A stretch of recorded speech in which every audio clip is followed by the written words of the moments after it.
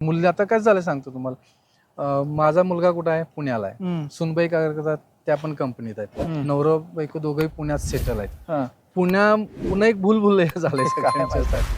पण त्यांनाही विचारा, जे कपल्स नोकरी करतात ना, त्यांना नोकरी करणाऱ्यांना विचारा, स्ट्रेस खूप आहे.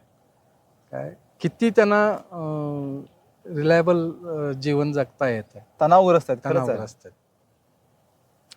प्रेक्षको, हा खूप चिंतनाचा विषय करतात आणि आई वडिलांना किती बोललं तेवढं कमीच आहे. पण नाही, एकूण तुम्ही खूप चांगले मुद्दे पण मांडले याच्यामध्ये. गुऱ्हाळनिमित्त एक छोटा व्यवसाय कसा हँडल केला पाहिजे हे सांगितलं.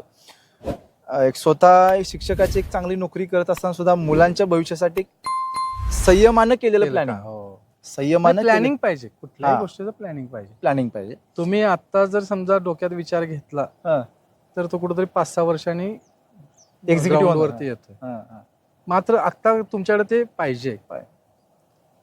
समजा आता तुमचं हे बघितल्यानंतर, व्हिडिओ बघितल्यानंतर काही पालक हे होतील, त्या पालकांना मला काय सांगायचं आहे की तुमचा मुलगा जर आता 12वी-13वीला असेल किंवा ग्रॅज्युएशन करत असेल किंवा इंजिनिअरिंग करत असेल, फक्त त्याला एक चांगल्या नोकरीपेक्षा त्याच्यातलाच एखादा कुठला चांगला व्यवसाय उभा करता येतोय का तुम्ही बघा, आत्तापासूनच बघा. किंवा 12वीला जर आत्ता तुमचा मुलगा असेल तर या दृष्टीनं तुम्ही असा विचार करा की त्या मुलग्याला त्या पद्धतीनं ट्रेन करा.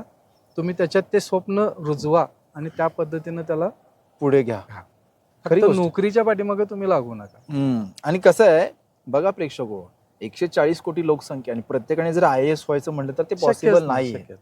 आणि प्रत्येकाची एक क्षमता आहे, त्याच्यामधला एक राजहंस आहे, तो ओळखता येणं पण खूप महत्वाचं आहे. अजून काय बोलताय? एक काळ असा होता आमच्या गावात 1-2 इंजिनियर होते. आम्हाला आमचे वडील त्यांचा अतिशय अभिमानाने सांगायचे की बघ ते कसं करतात, हे कसं करतात. ही काळ 80-70चा असावं. त्याच्या 70च्या 75-80च्या आसपास 75च्या दशकात ट्रेंडच होता तो. 2च आमच्या गावात. आत्ता घरटी 2-2 इंजिनियर्स आहेत. किती बदल झाला हा. खूप बदल झाला. आणि बेरोजगार आहेत सर. हे दुःख आहे, दुर्दैव आहे, दुःख आहे, खरं दुःख आहे.